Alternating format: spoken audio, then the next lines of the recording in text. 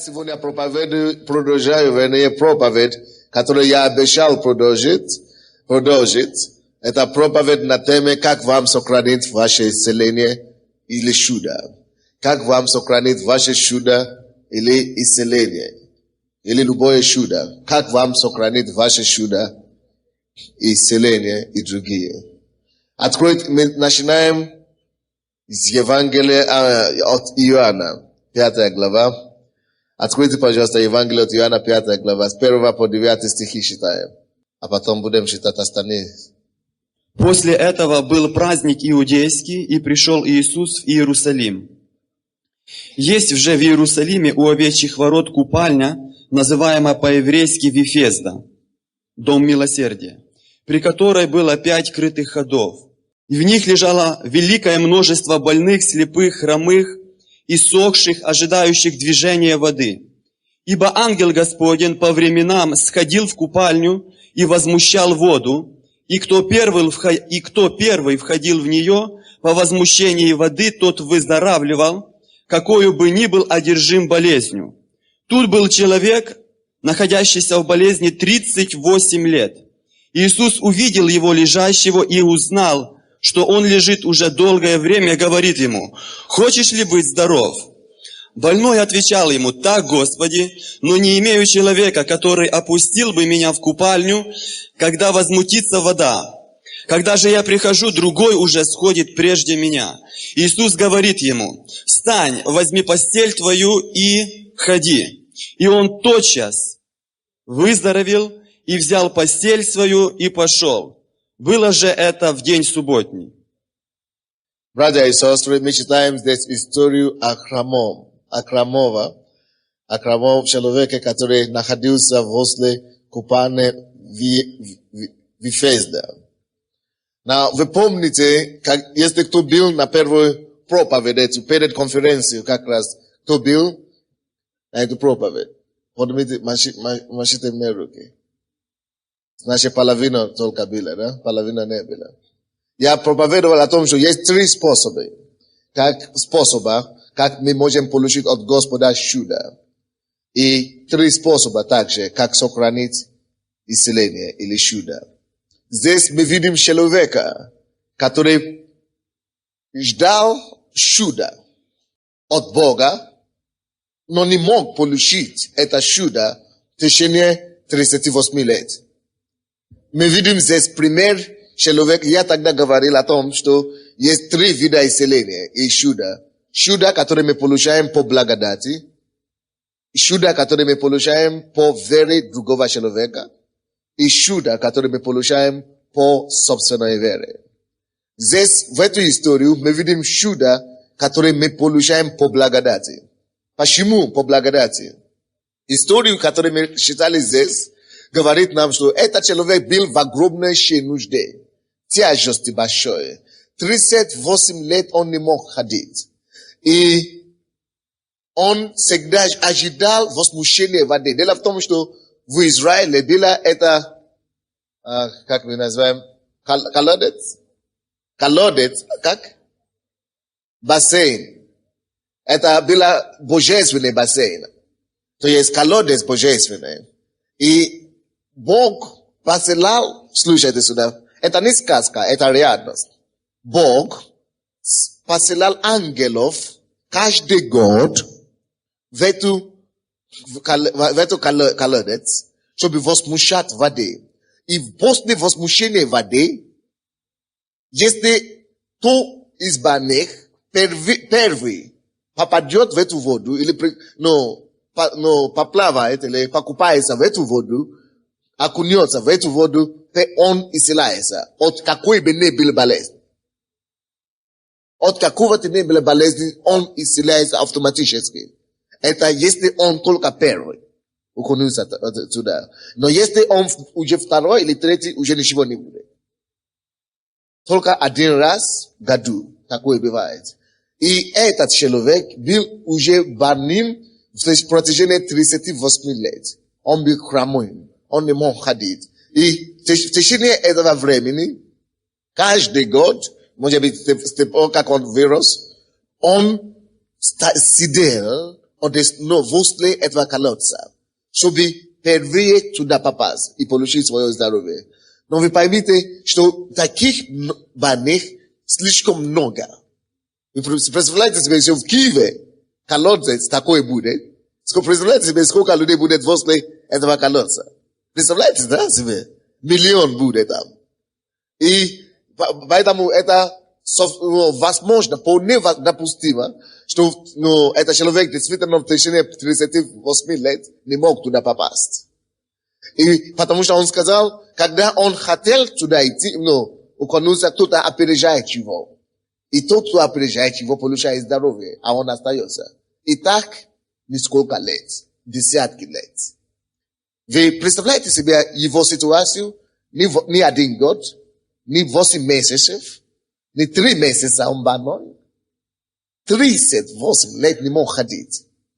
Он немощный был. И, братья и сестры, я знаю, что сегодня также есть много немощных в этом зале сегодня. Я знаю, что сегодня в этом зале пришли люди, как возле колодца, как мы говорим? Да, как называется? Весеида, Вефезда. То есть, это как, вы тоже видите эту церковь, как Вефезда. И вы пришли сюда, как это колодец, чтобы уконуться тоже. Но слава Богу, что вам не нужно только 1 раз. Вы можете здесь быть и иметь доступ все время. Аминь. Но, когда этот человек уже потерял всякую надежду, у вас нету Библии? Или у вас Библия в зале? Хорошо. В следующий раз надо взять возле собой Библию, чтобы смотреть со мной. А то я что-то не так буду считать. Как в Эфесах, допустим. Когда этот человек уже потерял всю надежду на исцеление, на тот год уже ангел был уехал. И он думал, опять промахнулся в этом году. Опять в этом году у меня не получилось. Опять мне год придется ждать. Может быть, всю жизнь мне придется здесь вообще умереть. Когда он уже потерял всю надежду, приходит вообще какой-то молодой незнакомый человек. И возле него толпа. Ну, может быть, опять какой-то крутой пришел, чтобы занять очередь. И его товарищи пришли с ним, чтобы его помочь, потом туда попасть первый. Но опять они уменьшат мою возможность попасть туда. Наверное, это то, что он подумал. Но оказывается, что это на самом деле крутой, но не чтобы занять очередь. Он пришел с другой причиной, с другой целью. Иисус в 6 стихе написано, увидев его лежащего, и узнав, что он лежит уже долгое время, Иисус узнал, в том-то и дело, что Иисус много чего знает. Может быть, ты пришел к нему сегодня и думаешь, одна я такая поганая, одна моя ситуация такая ужасная, одна моя проблема такая нерешимая. Может быть, это не совсем так. Никто меня не замешает. Я один себе, сам себе, со своей проблемой. Толпа народа, ну, вообще никто. Пастора не до меня. Людей не до меня, никто вообще меня не приветствует, не разговаривает со мной, не просит, что у меня есть. Но вы можете утешиться в том, что Иисус знает доксонан, как мы говорим. Досконально все твои ситуации, все твои проблемы. Досконально, он знает до мелочи, до деталей твоей ситуации. Вы слышите меня? Написано, Иисус пришел, много людей там лежали. Но Иисус, как только что увидел его, узнал все о нем. Как только что ты пришел сюда, Бог увидел твою проблему. И он знает, что она решима. Как только что ты принял решение служить Богу, Бог увидел, в чем ты нуждаешься. И говорит, если он увидит, почему тогда он мне не помог сразу? Может быть, он ждет очередной шаг от тебя. Может быть, он ждет, чтобы ты утвердился на самом деле. Чтобы ты укоренился. Чтобы ты не просто гнался за здоровье, а чтобы ты познал его, который выше этого, то, что ты ищешь. Иисус, узнав, что он лежит долгое время, Иисус знает давность и срок твоей проблемы, и он знает, как решить ее. И что случилось? В 7 стихе, в 6 стихе, Иисус, увидев его лежащего, и узнав, что он лежит уже долгое время, говорит ему, хочешь ли быть здоров? Больной отвечал ему, так, Господи, но не имею человека, который опустил бы меня в купану, когда возмутится вода. Когда же я прихожу, другой уже сходит прежде меня. Иисус задал простой вопрос, но у него обида, жалоб, ропот уже накопилось до такой степени, что он думал, знаете, как мы любим жаловаться иногда. Кому рассказать, кому все беды. Иисус задал простой вопрос. Хочешь ли ты быть здоров, да или нет? А он взялся за историю и начал рассказывать. Вы знаете, многие из нас часто так бывает. Ты пришел к Богу. Оставь свою проблему там. Сделай то, что тебе говорят. Поклонись Богу конкретно. Просто. Служи Господу. Поклонись Ему. Спой Ему. Но танцуй. Сделай то, что тебе говорят. А проблема, ты не беспокойся. Бог знает. Когда время придет, Он тебе скажет, хорошо, все. Встань, иди. Иногда мы приходим вот так в церковь, и мы только плачем. Мы не можем свое лицо отъять от своей проблемы. Отглянуться от своей беды. Наша беда, насколько мы уже углубились в своих проблемах. Мы уже настолько даже покрыты, что даже когда мы приходим в церковь, мы ничего больше не видим. Только мои проблемы. Но это не то, что Иисус просит нас делать. Ты уже пришел к Нему, отглянись от твоих проблем. Забудь на время. Не только в церкви. Вообще. Сестра, вы слышите? Научитесь забывать о своих бедах. Научитесь, вы знаете, как это забыть, когда болит. Хороший вопрос. Это значит, научитесь возложить ответственность за этой проблемой Богу. Научись говорить, Господь, я доверяю тебе. Все, я не могу, но ты можешь. Если ты Бог, ты все можешь. Но ты можешь, значит, делай что-нибудь. Я больше не буду себя беспокоить. Иисус так ожидает от нас реакции. Иисус, поэтому, когда он пришел к этому человеку, он просто ответил от него, да или нет. А он взялся за историю, да. Не прославляй твою проблему слишком много, братья и сестры. Когда ты говоришь слишком много о твоих сложностях, о твоих проблемах, ты слишком много прославляешь сатану, то, что дьявол делает. Но кто-то меня не пускает, кто-то прежде меня туда идет. Не види. Закрой глаза на то, что дьявол делает. На то, что не получается. Ищи выход. Там не получится. У Иисуса. Ищи лицо Иисуса. Иисус говорит, ну ладно. Перестань, короче, рассказать историю. В 8 стихе Иисус говорит ему, встань, возьми постель твою и ходи. Просто, почему это есть исцеление по благодати? Потому что он Иисуса не ждал. Он даже не знал об Иисусе, тем более молился ему.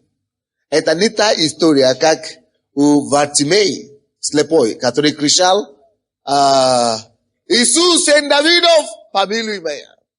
Это другое. Это не та история, как у женщины с кровотечением, которая сказала, если ты прикоснулся к нему, он вообще не хотел никуда идти. Он даже не знал, что есть такой Иисус. Ему задают вопрос, он думал, что опять, вы знаете, когда у людей проблемы, они опять рассказывают друг другу проблемы, свои беды. Он думал, что это очередной партнер, коллег, которому ему надо выплескиваться и рассказать свою историю, свою горе. Он не знал, что Бог неба и земли увидел его лежащего. Увидел его горе, увидел его проблему, увидел его ситуацию. И без него Бог принял решение оказать ему помощь. Без его содействия, без его молитвы, без его искания, без его старания, без его умения, без его способностей, без его связи. Бог решил прийти ему на помощь. Все то, что мы получаем, не ища особо, не прося особо, не заслуженно, как бы, вот слово. Все то, что мы получаем, как бы незаслуженно от Бога, мы называем это чудо по благодати. Этот человек получил его исцеление по благодати. By grace. По благодати. Братья и сестры, мы с вами много чего получаем по благодати. Наше с вами спасение мы получили по благодати. Now, много раз, мы просим одного Бога, Господь, дай мне хорошего мужа. А он говорит, что погоди, сначала я тебе исцелю от Астрахандроса. А ты говоришь, я прошу Бога, я исцелю, получил. Господь, исцели моего сына от наркомании. А он говорит, что да, я сначала тебе открою глаза. Или что-то такое. Ты не просил глаза, ты получил зрение. Ты не просил спину, ты получил здоровая спина. То есть, ты не молился за это, ты не просил, ты не искал этого. Бог это тебе дал. Это те вещи, которые ты получил по благодати. Есть способ, как ты должен его сохранить. Итак, те чудеса, которые мы получаем по благодати, как же нам его сохранить? То чудо, которое мы получаем по благодати, как же нам сохранить его? 14 стих. Это ваша 5 глава. Потом Иисус встретил его в храме и сказал ему, Иисус встретил храмового в храме, потому что он уже начал ходить. И сказал ему, вот, ты выздоровел. Не греши больше, чтобы не случилось с тобой чего хуже.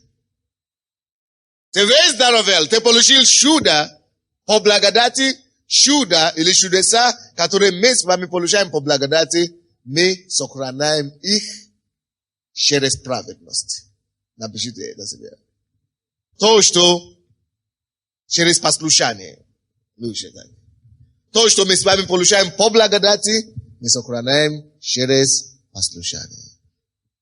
Если этот пример, ты получил по спасению, ты получил покаяние, Бог спас тебе, как бы ты ни был хорошим, как бы ты ни искал Бога, спасение, оно по благодати, по-любому. Женщина, вы слушаете меня? Ваше спасение, искупление, оно по благодати. Как вам сохранить ваше... Вы в курсе, что есть люди, которые получают спасение, а потом отходят от Бога. А потом и пьют, а потом попадают в ад даже. Да? Вы знаете, что есть таких людей? Масса людей, которые в аду сейчас, которые были когда-то в церкви. Почему? Потому что они получили по благодати спасение. И думали, что по благодати тоже я попаду на небо. То, что ты получаешь по благодати, сохранишь по послушанию. послушанием. Почему они отходят от Господа? Почему они отпали от благодати? Потому что они были послушны в том или ином мере. Либо они не ходили в церковь, либо они не жили по слову, они не послушали вообще Слову Божьему, по праведности.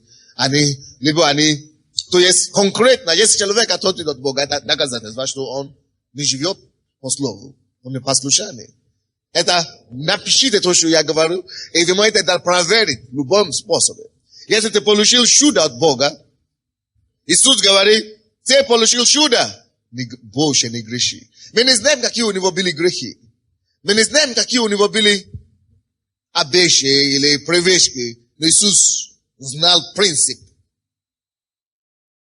что он получил это чудо по благодати. И люди, которые получают чудо таким образом, должны сохранить это чудо послушанием. Это не значит, что ты уже не будешь грешить никогда в жизни. Конечно, ты будешь грешить.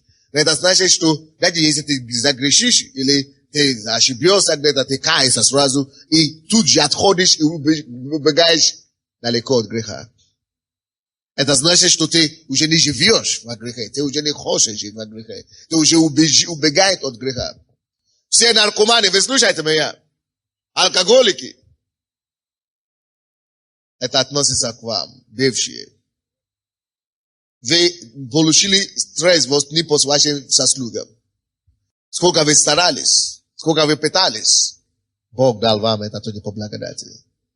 Очень важно, чтобы этот принцип вы ввели в ваши уроков, шаги. То, что человек получает по благодати, он сохранит только послушанием, праведностью. Следующее. Идем дальше. То, что человек получает, второе чудо, это то чудо, которое мы получаем с вами через веру. Вернее, до того, давайте еще открою вам еще другой пример. От Иоанна, 8 глава. То есть, то же самое по благодати. От Иоанна, 8 глава, 10-11 стихи. 8 глава от Иоанна, 10-11. Иисус, восклонившись и не видя никого, кроме женщины, сказал ей: «Женщина, где твои обвинители? Никто не осудил тебя?» Она отвечала: «Никто, Господи». Иисус сказал ей: «И я не осуждаю тебя. Иди и впредь не греши». А эта женщина была женщина, которая была поймана в чем? Прелюбодеяние. Они сказали: мы поймали ее прямо там в действии. Иисус простил ее и сказал ей: я тебя тоже не обвиняю. Иди и впредь не греши. Now, это конкретно мы видим ситуацию, когда мы знаем, что человек жил в грехе. Но человек, который был с рождения хромим, 38 лет, какой у него мог быть грех? Я тоже не знаю. Я тоже не знаю, какой мог быть у него грех. Но принцип остается принципом. Он тоже получил по благодати. И потому что он получил это по благодати, он должен это сохранить послушанием. Эта женщина, она должна по закону того государства, где она жила, по закону Моисея, ее поймали тембули. Они должны были ее побить камнями. Она должна была умереть. И Бог дал ей жизнь. Жизнь, которую ты получил по благодати. Она уже сама понимала это. Поняла, что она уже должна умереть. Она уже сама поняла, что она все. Уже покончена с ней. Но чудным образом ей была сохранена жизнь. Пойми, если действительно она пойдет и грешит после этого, это уже полностью она себе уже приговорила, получается. То, что ты получаешь таким образом. Посмотри на твою жизнь. Сколько всего ты получил от Бога таким образом. Сражай за это, чтобы не потерять. Подвязайся за то, что ты получил от благодати от Господа. Подвязайся до крови, чтобы тебя не утерять. То, что тебе Бог дал. Особенно спасение. Евреям 12:4 говорит, что мы не от крови сражались, чтобы не грешить от греха. То есть, это нормально подвязаться против греха. Потому что мы не можем сами заработать это еще раз. Мы не сможем сами вернуть это, если вдруг мы потеряем ее. Вторая истина. Чудо, которое ты получаешь через веру другого человека. Мне это объяснили, что это такое в прошлый раз. Каким образом ты можешь сохранить это чудо? Потому что вы поняли сейчас, почему люди теряют свое исцеление. Вы увидели кого-нибудь, который раньше был здоровым, а потом все исчез. Вроде бы было все нормально, а потом пропало. Вот почему люди теряют свое исцеление. Вроде бы я исцелен, теперь я уже не исцелен. Потому что люди не знают, как хранить их. Вот следующая истина. От Марка, кто-нибудь там, пастор там. 9 глава. От Марка, 9 глава, 14 стиха. 14 стиха по 27 стихи. От Марка 9, 14 стиха по 27 стихи.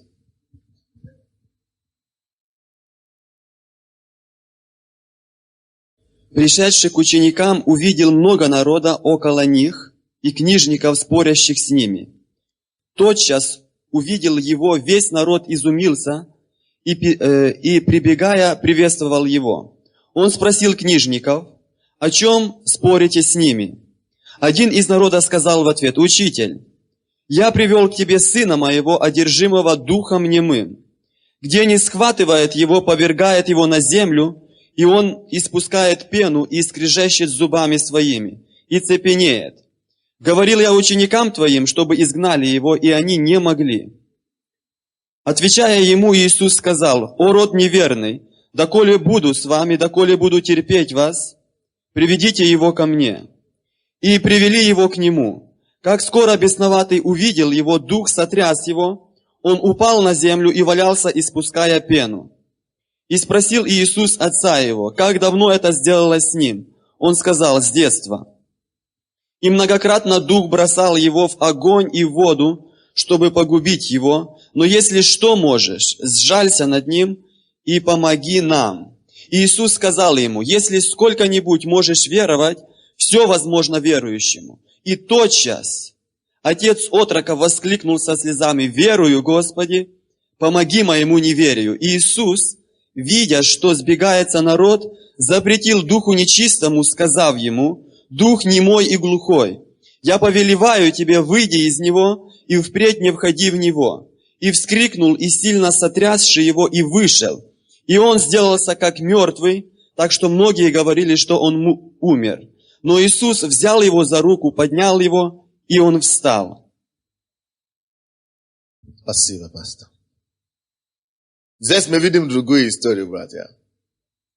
Папа беспокоился о своем сыне и привел его к Иисусу.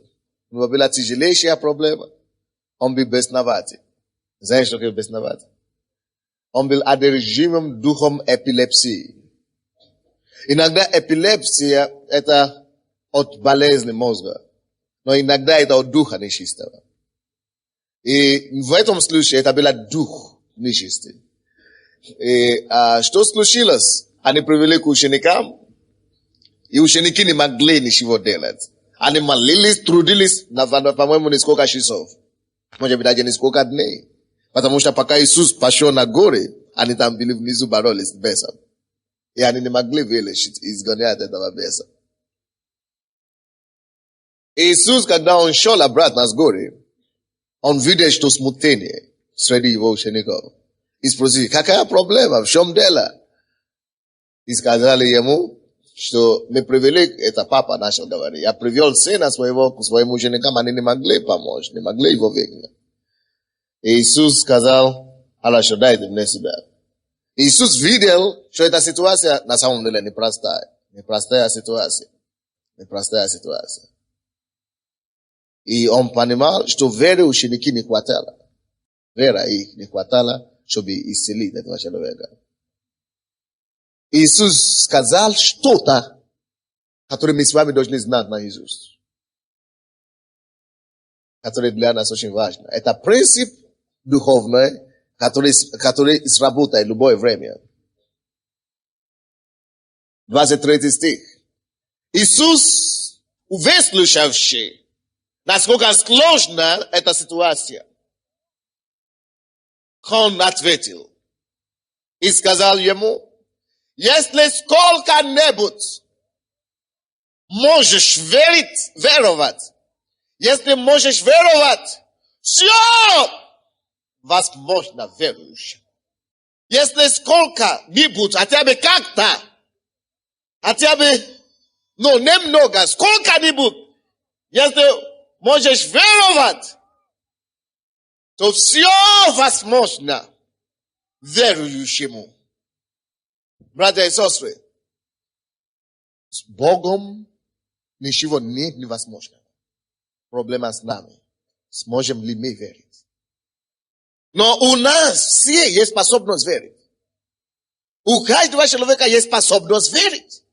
Вера, чтобы верить или веровать, не нужно закончить университет. Чтобы иметь веру, не нужно поступить в кандидатскую. Это просто настрой внутренний. Это просто решение внутреннее. Ты принимаешь решение веровать. Ты принимаешь сознательное решение довериться Богу. И Библия говорит, если ты помоги мне. Иногда люди приходят к Богу, в церковь, и они думают, что если пастор помолится, моя проблема исчезнет. Да, иногда это так. Но здесь они пришли к ученикам, и ученики не могли ничего делать. И даже когда Иисус сам пришел, Иисус попросил у этого папы помощь. Пожалуйста, я прошу тебя, хоть как-то ты тоже поверь. От сколько-нибудь поверь. И ты увидишь, что все возможно верующему. Это значит, необходимо, чтобы этот человек добавил его веру к вере Иисуса. То есть не только от веры Бога, от веры Иисуса, от веры пастора зависит твое исцеление. Не только от веры, от помазания церкви зависит освобождение твоего сына или твоей дочери. Не только от веры молящегося зависит чудо. Но во многом тоже чудо зависит от того человека, который нуждается в этом чуде. И Иисус попросил этого человека поверить. От сколько-нибудь. Ибо все возможно верующему. И неверующему практически мало возможно. Но если ты можешь верить, ты можешь поднять свою гору. Если ты сможешь верить Богу, ты сможешь видеть свои обстоятельства, как она изменится. Если ты только сможешь верить Богу, ты сможешь видеть Бога, творящего чудеса на твоей ситуации. Если ты только сможешь верить, довериться Богу, ты будешь наблюдателем, очевидцем, какое это великое дело Божье. Если ты только сможешь верить Богу, ты можешь видеть, как Бог поднимет тебя из долины в горы. Как Бог поднимет тебя из грязи, в славу. Если ты только можешь верить Богу, ты сможешь увидеть Бога, как Он улучшит твой образ жизни, твой уровень жизни, твое качество жизни. Ты сможешь видеть, как Бог приносит изменения в твою семью, мир твоему сердцу, мир твоему взаимоотношению с мужем и с женой. Если ты только сколько-нибудь можешь верить, все возможно верующему. Не только освобождение от наркомании возможно. Не только освобождение от алкоголя возможно. Не только возможно все. Назови бизнес, прорыв в бизнесе. Радость семьи. Мир в сердце. Но займать понимание на работе. Все возможно верующему. Братья и сестры, если ты только что-нибудь, как-нибудь веришь, все возможно верующим.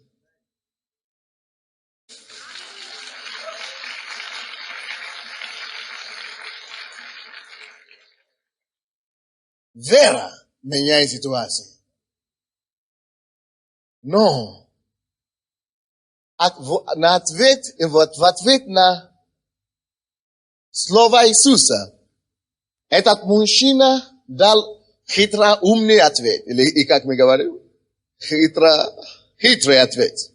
24 стих. И тотчас отец отрока воскликнул со слезами.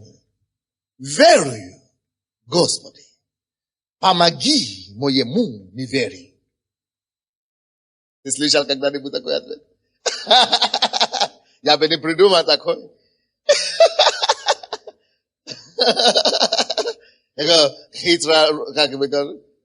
Да, хитроумный ответ. Верую вроде бы, да? А и тут же застраховался. Да. Вдруг он узнает, что я не верю на самом деле. Помоги моему неверию. Хороший. Этим самым он признался Иисусу. Что, конечно, веры нет. Вы поняли, да? То есть, короче, у него этого, не было, короче, уверенность такой нет. И он просто признался, так.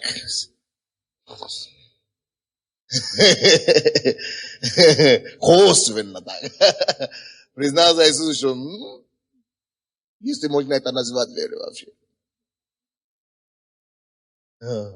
Верую, но ты уже тут, помоги моему неверию. Значит, неверие все-таки конечный итог. Помоги неверию. Братья и сестры, у этого человека не было веры. И нужно, чтобы проблема решена. Мальчик достаточно страдал. Он переживал об этом. Иисус, который в принципе все возможно, говорит ему, что ему нужно делать, чтобы видеть чудо. И он не мог это делать. И все равно у него не хватало веры.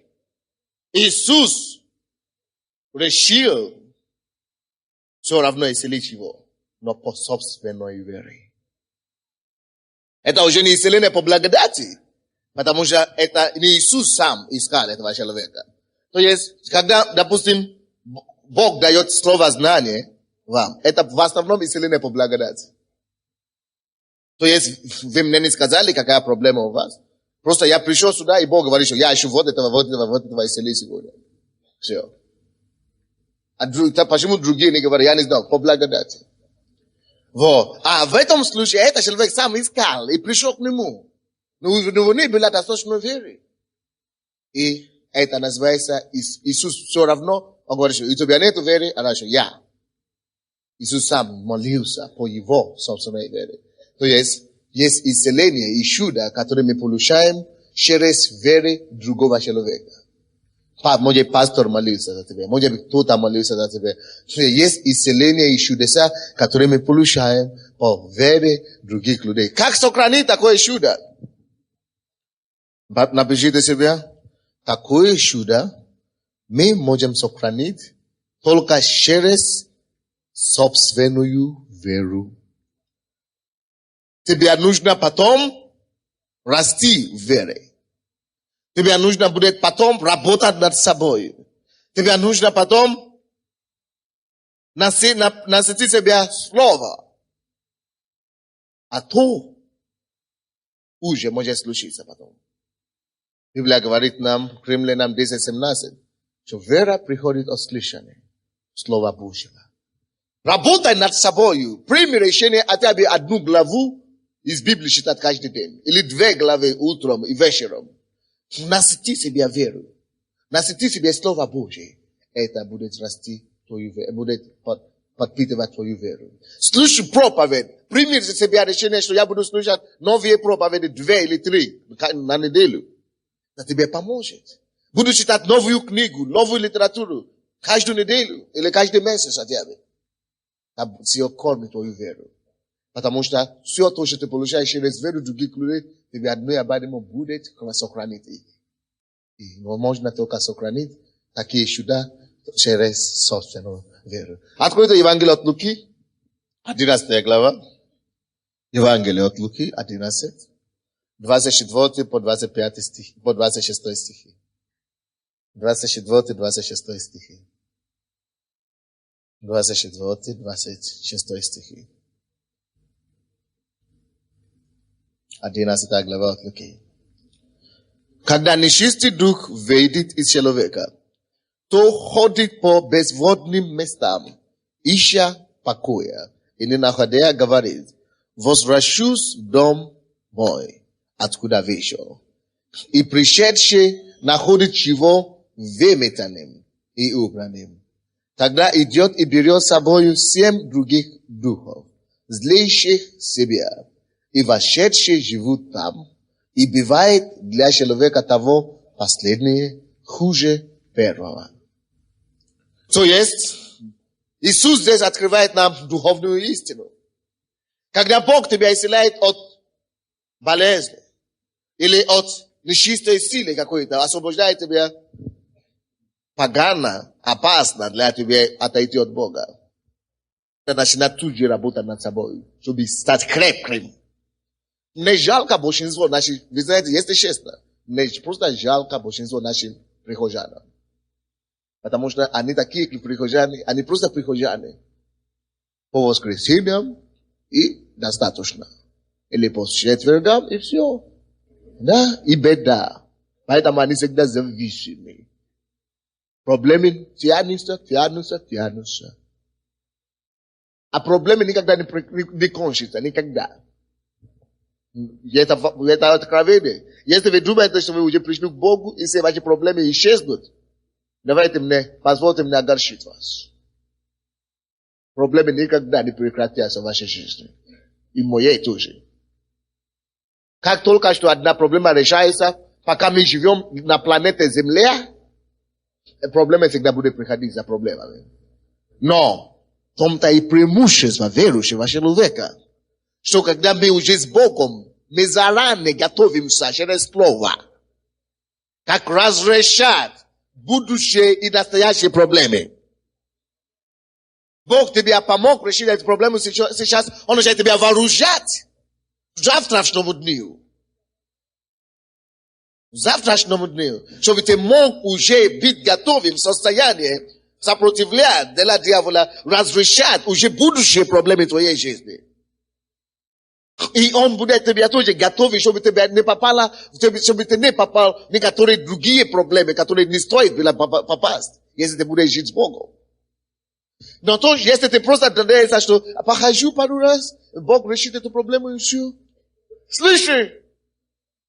Когда умирай, иди на небо, вот там уже гарантия даю. Там точно не будет никакой проблемы.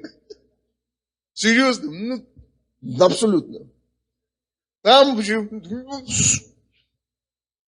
Серьезно? Даже малейшей боли не будет. Это когда мы уже попадем туда. Но пока ты живешь здесь на земле, опасно терять время. Невыгодно для тебя не расти в духе. Но по мере того, как ты будешь расти в духе с Богом, меньше станут проблем, но не закончатся, не прекратятся проблемы. Но ты больше начнешь уметь решать проблемы, потому что Библия – это книга жизни. Бог учит нас жить и как решать проблемы жизни. Поэтому, как ты растешь с Богом, у тебя получаются навыки духовные, как решать проблемы жизни, как одолевать эти преграды. Но если ты просто ходишь, одна проповедь в неделю тебя не хватит, чтобы выжить нормально, победителем стать. Даже 2 проповеди тебя не хватит. То же самое, что ты сколько раз кушаешь в неделю? 2 раза? Non, pas mon bouche. Daje den no gizma daje bouche de vukura da bouche. Daje madin den da. Amen. Te toju same. Duhovna nam nada себя подкормивать. Вы слышите меня, не? Не, вы не поняли. Вам нужно иметь тяга к Богу. Жажда. Это то, что спасет вас от многих неприятностей, которые дьявол уже приготовил. Значит, что толку, что вы пришли в церковь-то? Ну, что тогда толку? Если вы уже пришли к Богу, тогда вы должны иметь силу. Вы должны иметь знать духовные законы. А если вы пришли к Богу, и вы стараетесь еще по-старому решать проблемы, которые, как вы решали 10 лет назад, так и стараетесь сейчас поплатить собственными усилиями, то вы будете бороться всю жизнь. Но христиане могут жить победой над проблемами, жить в мире и в радости, даже в среди массу проблем, только благодаря этому, что они знают Бога, они знают их отношения с Ним, они знают Библию, и у них вера есть. Ефесянам 6:13 говорит нам: возьмите щит веры, которыми вы можете угасать всякие стрелы, раскаленные стрелы сатанинские, лукавого. То есть стрелы, которые идут, летают по этой жизни каждый день. Стрелы летают днем и ночью. Сатанинские, дьявольские стрелы летят. Или летают. Но только людей, которые имеют щит, духовный щит. Есть щит, который ты можешь держать каждый день над своей головой, над своей грудью. Это называется вера. Щит веры.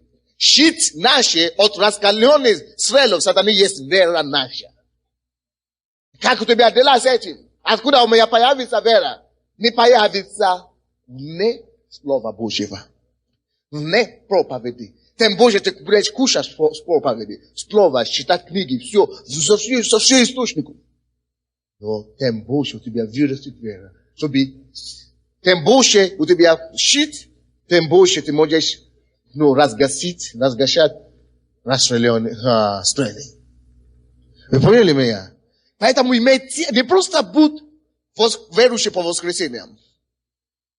Бог тебя не призвал быть недельным верующим, воскресным верующим. Будь верующим каждый день. И расти в Боге каждый день. Прими решение в себе, что я буду молиться Богу минимум 2 часа или час в день. Прими решение, что я буду читать головы из Библии хотя бы 1 или 2 каждый день. Я буду слушать проповедь. Таким образом ты строишь себе фундамент крепкий. Ты строишь свою жизнь на скале. Что когда другие проблемы уже придут, ты устоишь. Потому вера, которую ты получаешь, чудо, которое ты получаешь через веру другого человека, ты можешь сохранить только через собственную веру. Почему? Потому что каждый раз, когда нечистый бес, нечистый дух выходит из человека, он ходит по местам на время. А потом через какое-то время придет. Чтобы проверить, ты готов? Твоя вера сейчас устоит, построена или нет? Он будет тебя питать. Это проблема. И если ты не готов, ты сдашь опять. Опять проблема эта пришла. Это как один человек. Мы молились за него, и он исцелился, я не помню, сколько он лежал. По-моему, 9 месяцев лежал. Вообще не поднимался. Он вообще не мог паралич. Молились за него, и он стал таким здоровым на полгода. Ходил в церковь, радовался, совсем рассказывал. Потому что он раньше даже не мог даже стоять. Даже в коляске сам не может ходить. Только лежащий. И Бог исцелил его. И однажды он работал во дворе, рубил дерево. И он почувствовал боль на спине. Боже мой, неужели это моя болезнь волнилась? Я думаю, что Бог исцелил меня. Как только что он произнес это, он упал и стал опять параличен. Пришли за проповедниками. Что с этим? Он думал, я думал, что Бог меня исцелил. Я ходил, не то, что ты думал. Бог тебя на самом деле исцелил. Почему ты потерял?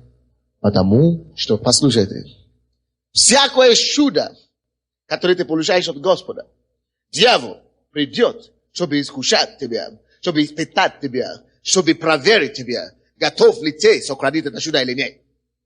Если ты получишь спасение, если это от Бога, всякое драгоценное, что ты получаешь от Бога, дьявол всегда будет бороться против тебя, чтобы ты потерял это. Если ты получишь спасение, ты нашел настоящую церковь, дьявол придет, чтобы он сделает все, что угодно, чтобы как-то тебя увести.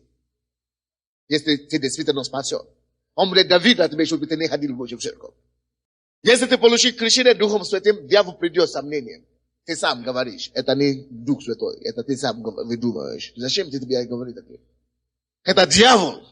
Если ты получил исцеление, допустим, ты был здоров месяц, через 2 месяца дьявол придет, или полгода, и даст тебе симптомы, чтобы испытать тебя. Если ты скажешь, эти симптомы опять, значит ты принял. Этим самым ты принимаешь то, от чего Бог уже тебя освободил. Вот поэтому это человек, который упал, когда он почувствовал симптомы, он видел симптомы опять вернулись, говорит, а я думал, что я исцелен. Он этим самым принял обратно эти бесы, которые пришли. Они этими симптомами, они стучат. Надо, чтобы ты открыл дверь. Если ты не откроешь дверь, они не смогут зайти. Что следовало бы этому человеку делать? Ему надо было сказать, дьявол, именем Иисуса Христа. Я уже исцелен, симптомы не болит, но именем Иисуса, боли, я повелеваю тебя уйти, отойти от меня. Ты скажешь это? Вроде бы перестанет, а потом через 5 минут болит опять, или через 6. Опять именем Иисуса, Бог меня исцелил, я уже исцелен 29 число, или 4 число, или какой-то пастор молился за меня, я уже здоров, я не принимаю эти симптомы. Во имя Иисуса я отстаиваю мое здоровье. Он подойдет еще 1 раз. По крайней мере, дьявол подходит минимум 3 раза. С этими симптомами, с этими искушениями, с этими мыслями. Но когда ты это сделаешь, чему противостоять его, хотя бы 3 раза, все. И тогда уже устоял свое чудо, свое исцеление. Учите, расскажите вашим друзьям об этом. Это значит собственная вера. Что значит вера? Я верю в то, что Бог говорит. Я верю, что как Бог сказал, так и будет. Я верю, что будет не по слову Господню. Я верю, что будет не по слову Господа. Я верю, что то, что было сказано мне, так и будет. Я верю, что я достигну цель, которую Бог ставит передо мной. Я верю именем Иисуса, что я стану инженером. Я верю именем Иисуса, что я стану менеджером банка. Я верю именем Иисуса, что я стану бизнесменом, миллионером. Дьявол скажет, что все, у тебя уже разоренный, ничего больше не осталось, посмотри, на тебя уже бомжей станет. Нет, именем Иисуса я не стану бомжей. Во имя Иисуса это временная ситуация. Я пока ничего не имею, но Бог мой, который воссядет на небесах, Он поднимет меня. Опять я воссостанусь. Вот что значит собственная вера.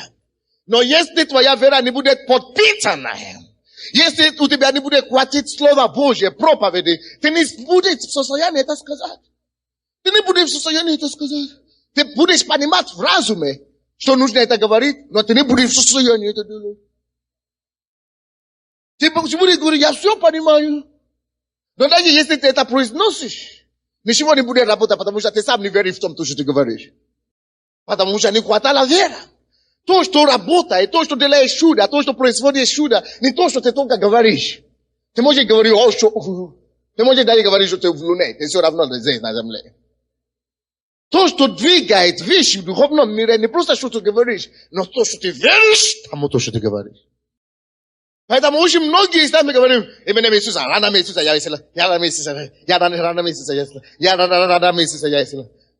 1000 разных, которые уже произнесли это. Все равно не исцелились. Потому что не важно, что ты говоришь. Не просто говори, репетируй. А нужно, чтобы ты наше сердце, душе комфортно веришь в это. Говорит, все равно так будет. Если ты чувствуешь, что ты не можешь где-то сомнения, слушай Слово Божие по этой теме побольше. Слушай проповеди побольше на этой теме. Слушай проповеди 8 Божьих обетований. И стань, говорит, Бог говорит, написано вот здесь. Будет вот так, как Бог сказал. Чудо, которое ты получаешь через веру другого человека, нужно сохранить через свою веру. И третье чудо, третий способ, как сохранить свое чудо, свое чудо. Это то, что мы читаем от Марка 10, 1 по 10 стихи. Я заканчиваю. То же самое, Лазар, или как его? Да. Вартимей. Вартимей кричал и говорит, сын Давида, весели меня. Иисус говорит, что ты хочешь, чтобы я делал для тебя? Чтобы я прозрел. Иисус ему сказал, вера твоя что?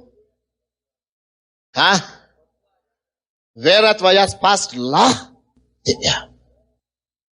Вера твоя спасла тебя. Иди, вера твоя. Это третий способ веры. Третий это самое. Третий способ, как мы получаем чудо и как мы сохраняем его. Веру, которую ты, вернее, чудо, которое ты получаешь через собственную веру, тебе необходимо также сохранить свою, то есть собственной верою. Своей собственной верою. Поэтому я очень делаю большое ударение на это. Все то, что у тебя есть от Бога, тебе необходимо научиться сохранить. Ограждать твою жизнь, ограждать твою семью, ограждать твою собственность своей собственной верой. Очень часто дьявол приходит через разные способы, чтобы сосеять в тебе сомнения. Допустим, у тебя, ты видишь, ты стоишь, ты спишь ночью, и сон у тебя идет, что ты попал в аварию. Кто из вас знает, что очень часто мы имеем сон, что кто-то попал в аварию, или что-то случилось, что-то плохое случилось, и именно это с нами происходит, или с этими людьми происходит. Вы в курсе, что такое бывает? Это не потому, что дьявол Бог хочет тебя предупредить. Если Бог отец тебя предупредит, это хорошо. Но когда у тебя такой плохой сон происходит, что нам надо делать? Тебе надо собственной верою построить тебе ограду. Допустим, я имею сон, что я попал в аварию, допустим, у нас машина, я стою утром, я даже не провозглашаю это. Представляешь, какой сон у меня, представляешь? Я говорю, максимум жене скажу, давай станем вместе. Был такой сон. Или что меня на меня стреляли, допустим, или что такое. Я говорю, именем Иисуса, я иду, стою на молитве, и своей верою я перещелкиваю этот сон. Я говорю, во имя Иисуса Христа написано, что я буду жить, я не умру, чтобы славить Господа. Я не умру, буду жить. Так написано. И Библия говорит, что Он создал меня для славы своей. Я не создан, чтобы попал в аварию. Я не создан, чтобы меня убили пистолетами. Именем Иисуса Христа я повелеваю, что всякое оружие я постанавливаю, которое сделано против меня, не будет успешно. Я разрушаю силу оружия. Я разрушаю силу пистолета. Я разрушаю силу и духа аварии. Во имя Иисуса я ограждаю себя кровью Иисуса Христа. Я ограждаю себя обетованиями Божьими. Именем Иисуса, дьявол, ты меня не возьмешь. И когда ты молишься таким образом, это хорошо, но это еще не все. Самая большая борьба, это в твои мысли потом. Поставь ограду, чтобы мыслями ты не допускал мысли о том, что, а если вдруг, а если что? Потому нет, противостоя это. Вот что значит собственная вера. Нет, не будет. Именем Иисуса, я даже не буду думать об этом больше. Я вообще не хочу думать об этом. Вообще не буду думать. Это решено. Бог. Я это решил молитвой с Богом. Это решено. Это посади. Это прошло. Я здоров. Я исцелен. Я защищен. И это вопрос больше меня не будет волновать. И когда кто-то другой будет иметь такой сон, допустим, и скажет, ты знаешь, я видел сон, что ты попал в аварию. Если ты чувствуешь, что у тебя не будет достаточно веры, не надо выслушать до конца и говорить, нет, все будет хорошо. Нет, хорошо. Ты говоришь, нет. Ты даже не очень слышишь, не надо даже выслушивать. Но потому что у меня, иногда я могу слышать, я лично, потому что моя вера не сравнит ваша вера с моей, я могу выслушать до конца просто ради вежливости. Ну, хорошо, спасибо. И в моем, пока он это говорит, или она это говорит, я именно в самом себе говорю, что нет именем Иисуса. Я это уничтожаю. Я это отрицаю. Я это вышагиваю во имя Иисуса. Я это не принимаю. Это не для меня. Опять я говорю ей, спасибо, спасибо, спасибо. Сколько людей было ведение, что наш ребенок родился мертвый. Даже одна женщина подошла ко мне и сказала, если это не будет, значит я вообще, то есть она была настолько уверена, что напишите это, что так и будет. Что она все ее пророчество сбивает. Я говорю, это не, я говорю, я не хотел ее грубить, потому что, если честно, я чувствовал себя, чтобы ее выгнать с моего кабинета. Но я просто из терпения, и просто из вежливости ее терпел. И она еще мне доказывает. Я говорю, хорошо, вы не утверждаете это слишком. Потому что если бы это было с кем-то другой, вы могли бы утвердить, что ваше пророчество забивает. Но это со мной. Дьявол знает, с кем он имеет дело.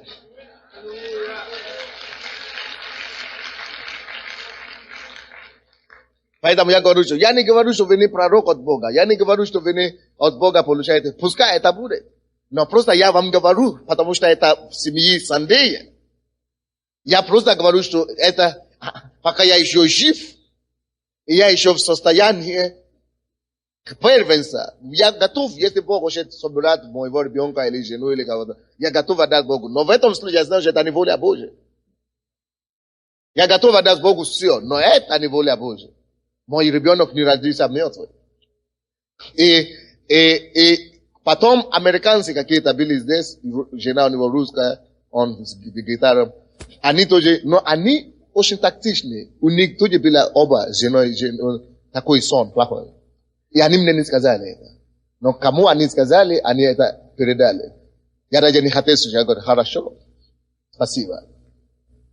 Но я говорю, что ты сам передашь им, когда родится ребенок, что он будет здоров. Hello. Своей верою, ты должен переломить опасность сатаны, угрозы сатаны. Своей верою, когда он придет на тебя, ты должен своей верою переломить и остановить и уничтожить. Он говорит, что он родился мертв. Это уже второй человек, третий человек, больше, наверное, 5 человек говорили нам, что это будет. Либо жена умрет, ребенок, либо ребенок умрет. И я знаю, что это был план сатаны, это была правда, потому что он меня не любит вовсе, я слишком не дружу с ним. Я очень прекрасно даю себе отсчет, что я делаю. Я иду слишком на большое, слишком, это противостояние с сатаной. Не с людьми, но с царством дьявола. И я знаю, что меня очень хорошо знают в аду. В царстве сатаны меня очень хорошо знают. Я знаю, что в любом моменте они будут стараться поставить, чтобы надо только чуть-чуть расслабиться где-то. Они будут меня стараться уничтожить. И я знаю, что это план сатаны. Я говорю, хорошо, пойдем. Готов. Пускай он задает свои... Но этим самым, через эти сны, так далее, он это сломит мою веру, чтобы я начал переживать. И так далее. Моя жена мне сказала, скажи, что тебе говорили. Я говорю, я тебе не скажу. Говорю, что сказали? Я говорю, что это нехорошо, тебе не нужно сказать. Расскажи мне. Я говорю, обычно, когда она мне просит что-то, я ей ничего не отказываю. Но я говорю, на этот раз я тебе не скажу. Потому что я знаю, что я смогу это вынести, но я знаю, что она не сможет это вынести. Потому что она тоже скажет, мне этого не будет и так далее. Но вы знаете, когда боли, задержка или что-то, дьявол начинает напоминать, что, видишь, ты уже была сказана и так далее. И поэтому я ее ограждал от этого моей верой. Я говорю, я сам справлюсь с этой проблемой. Тебе не надо слушать об этом. Ты чего, ты иди рожай.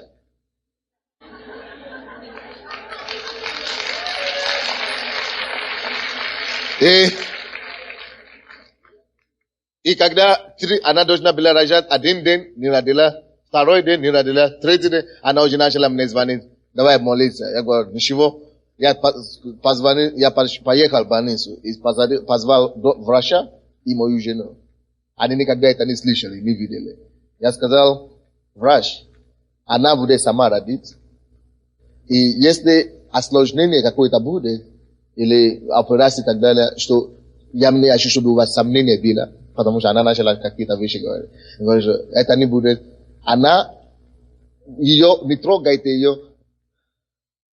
Я сказал врачу, если она, пожалуйста, не трогайте ее, она родит или умрет.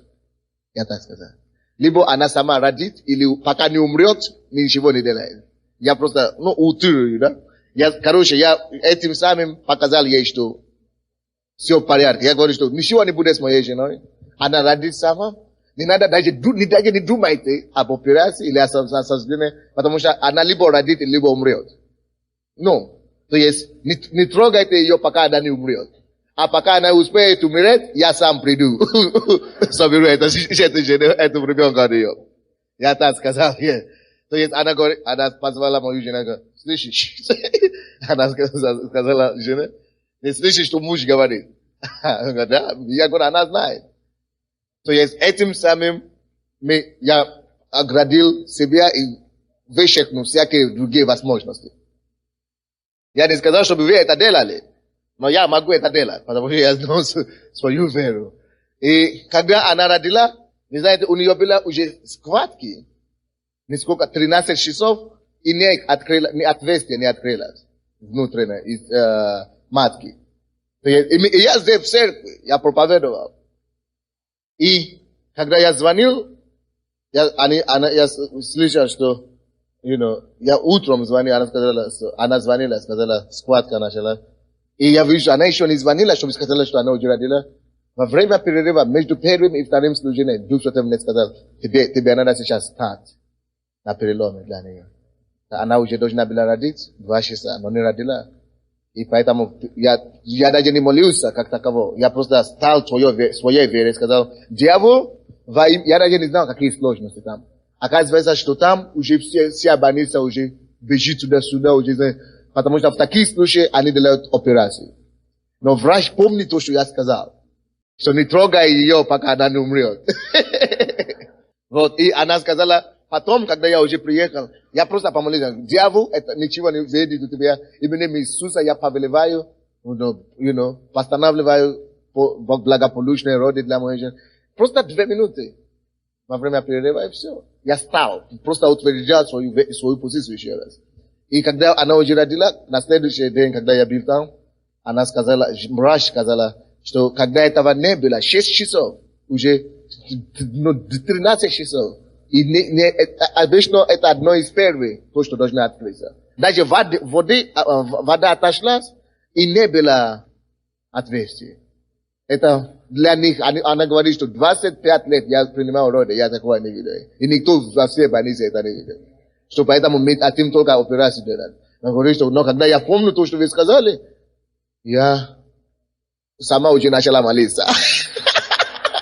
Она не верующая.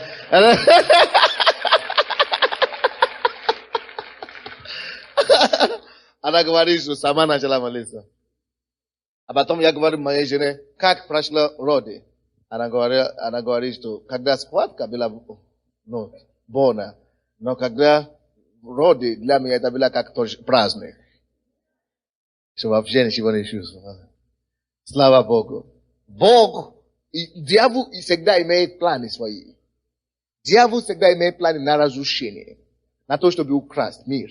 И украсть нашу радость. Украсть наше благополучие. Украсть нашу состоятельность. Но твоя вера Вот сия вера, которая победила мир, побеждающий мир, вера ваша. Вот сия победа, победившая мир, вера ваша. Вот сия победа, которая побеждает мир, вера ваша.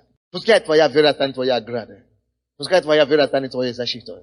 А для этого надо расти, надо кормить себя, надо слушать проповеди, максимум читать Библию, максимум читать литературу, максимум молиться и так далее. Давайте станем. Подними свои голоса Господу. И скажи ему: Иисус, я благодарю тебя за это слово. Я сохраню все то, что ты мне дал. Я сохраню мое чудо. Я сохраню мое исцеление. Я сохраню мое благословение. Я сохраню все то, что ты мне дал во имя Иисуса. Я не потеряю. Я не буду терять. Именем Иисуса. Я не готов терять. И я не буду терять во имя Иисуса. Масака тоба хала мория масинте. Иморокото малия маката мигата биria анкото мория маланта мотикеria мосонто. О, благодари Господа. И скажи ему: Господь, я стою на основании твоего слова. О, я стою на основании твоего слова.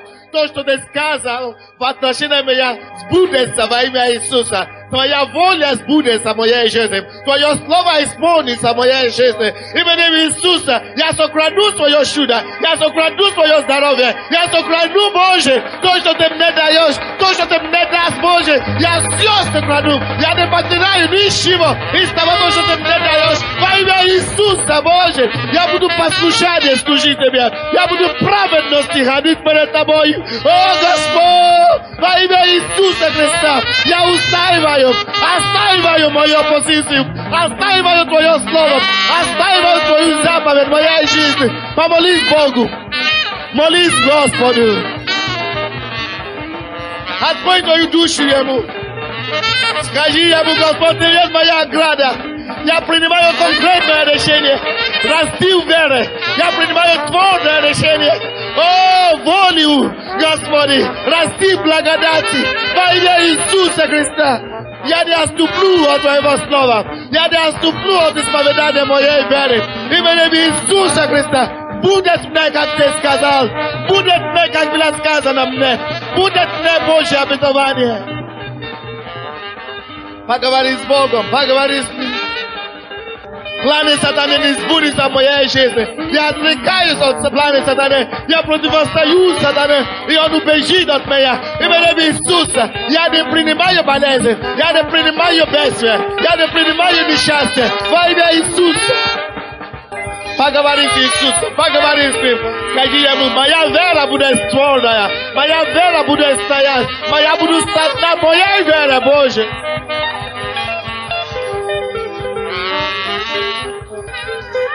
О, Господи, Господь, Господь. Мы благодарим Тебя, Иисус.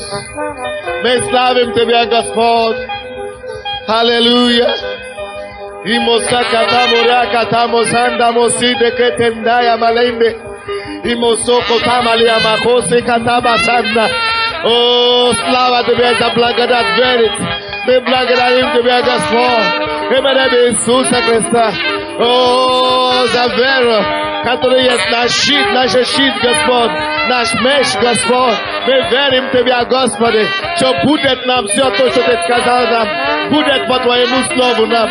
Будет по Твоим планам нам. Дьявол, Тебя нету пути, Тебя нету дороги, Тебя нету шанса в нашей жизни. Именем Иисуса мы будем расти в Боге. Мы будем расти в Божьей благодати. Именем Иисуса благополучие придет в наш дом. Процветание придет на наш путь. Мир придет в нашу семью. Избавление придет к нам. Именем Иисуса спасение будет нашим. Именем Иисуса Христа. Слава Тебе, Господь. Дайте славу Богу.